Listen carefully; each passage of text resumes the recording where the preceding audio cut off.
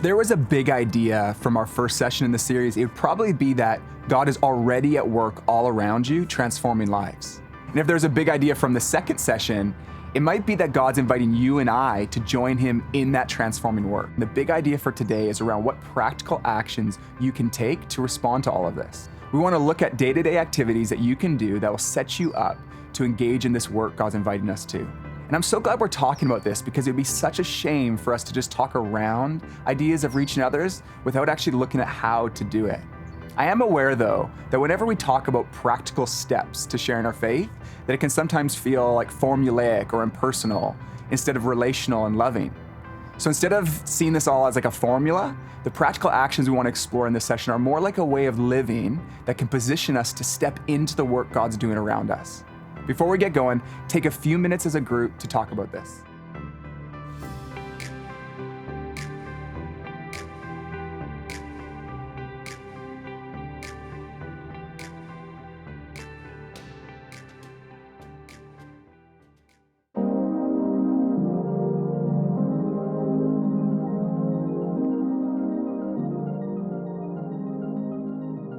I was on staff at a large church and I loved what I did, but I had a crisis one day, a normal day like any other day, when I came home and my wife had just started inviting neighbors over to share a meal with us.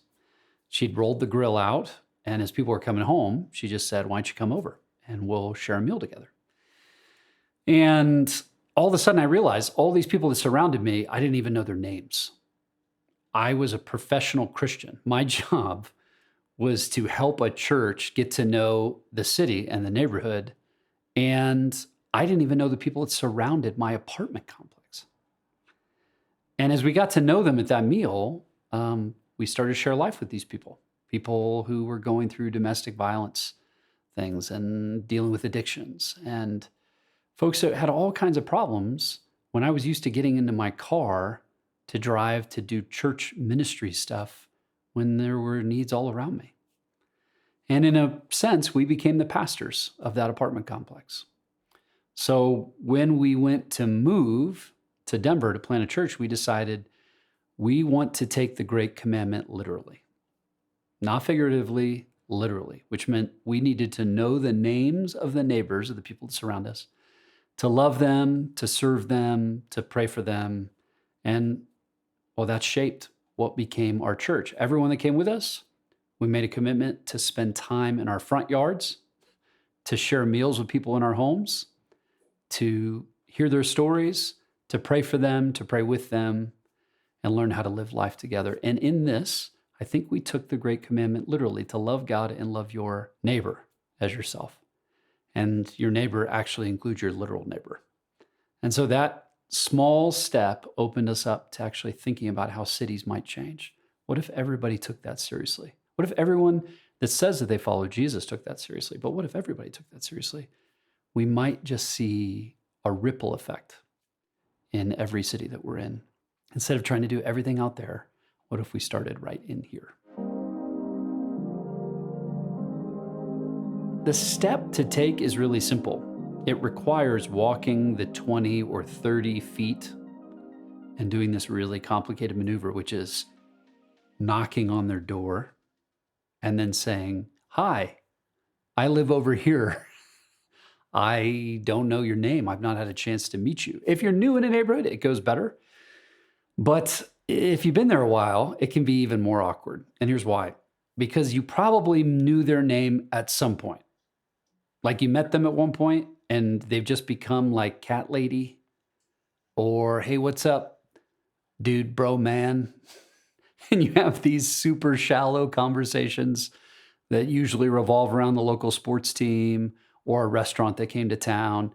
And you have to go over a little speed bump, this little teeny speed bump that's awkward, where you say, "I know I should know your name. I am so sorry, but I can't remember it." And then my recommendation is that you write it down. We use a little tool that we call Block Map. It's effectively a tic-tac-toe board. Just on your refrigerator, make a tic-tac-toe board and just write the names of your neighbors. And that way, when you look at them, you can start to remember them. And who knows, You might even start to pray for them. And who knows even further, God might actually begin to break your heart for them. When you get to know someone's name, something strange happens in our minds where we begin to connect to their story. And we begin to remember parts of their story and remember their name. And it's the most dignified thing we can do for others, is to know their name, capture pieces of their story as a means of demonstrating we care about them. And I think that's what Jesus asks us to do. He asks us to love people. And by this, we show that we're his disciples.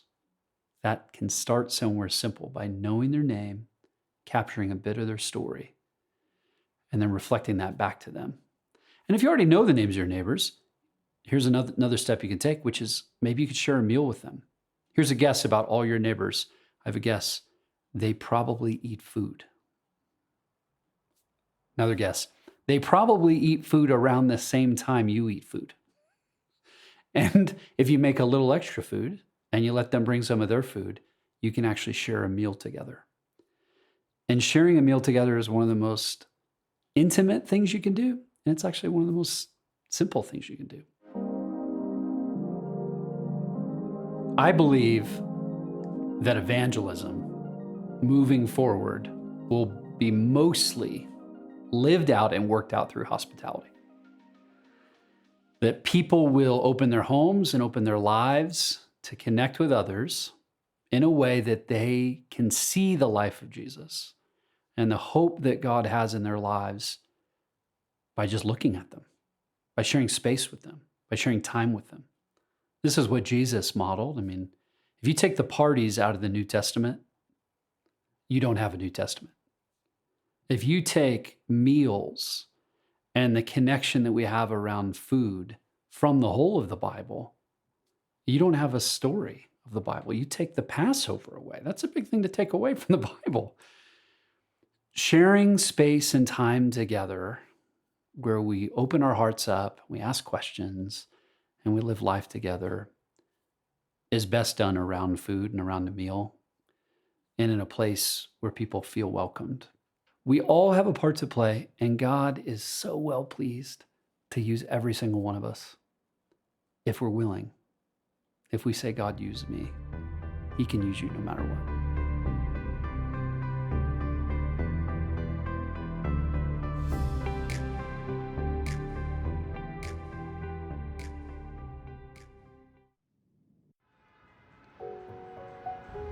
Moving to New York, it is not easy for a lot of people to really find community and make friends.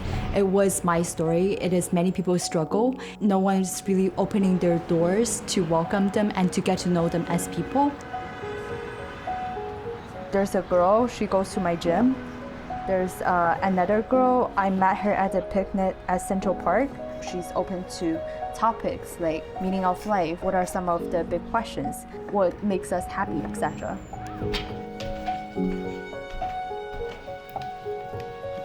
So I think a lot of questions being asked as Alpha are pressing pretty hard at who we are as individuals and how we see life.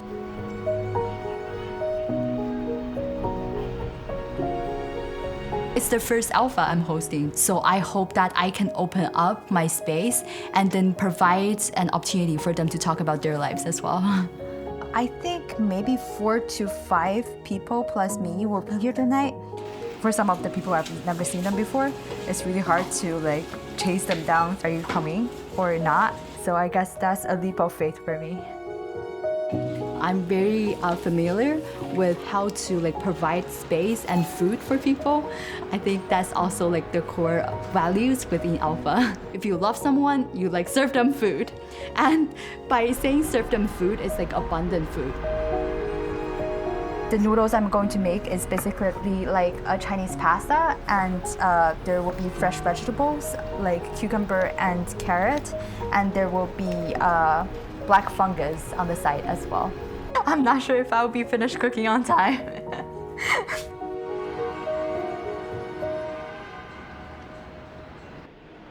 We have 2 leaders, 2 helpers, and the size of my group is 4 to 5.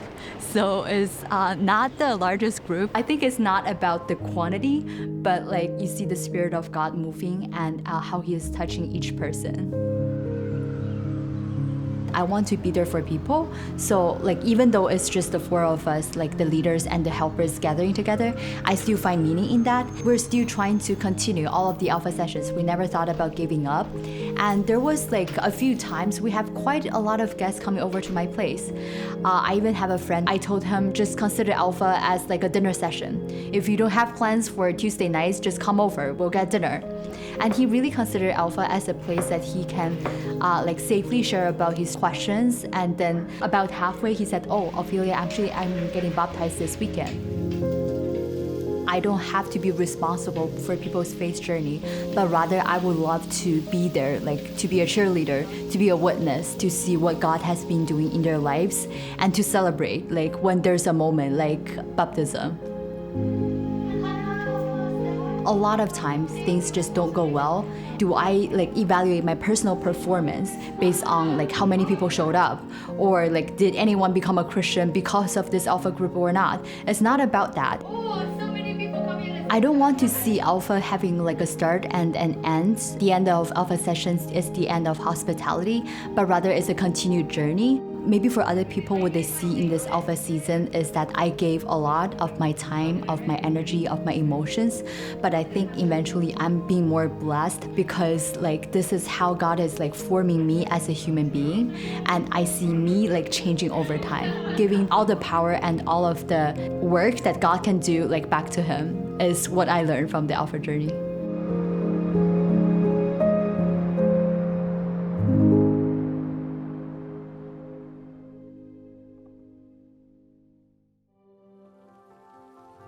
When I first heard Jay Pathak talk about loving our neighbors, what stood out to me was how accessible it all felt. Praying for people by name, getting to know my neighbors, extending an invitation. It's stuff I can do. It's easy. Well, I know it's not easy, but it's easier than how I often make it. And I guess what I mean is these are the kind of practices that you and I can build into our lives right away. But I don't want you to feel like, all this pressure to do it all at once. Just start small. Take one idea and put it into action. Start praying for people that you work with by name, or introduce yourself to your neighbor, or invite a friend to church or to Alpha or to a meal at your home. I found that it's often these small steps that lead to unexpected opportunities. So whatever you do, don't do nothing. Take a step and see what God might do with it. This whole series was meant to help spark a conversation that can lead to new engagement with God and other people in your life. And the beauty of starting the conversation as a group like you've done is that whatever next steps you take, you get to walk them out together, which is way more meaningful and way more fun. And as you share your life and share your faith in Jesus with others, you will get a front row seat to see people's lives transformed by the love of God.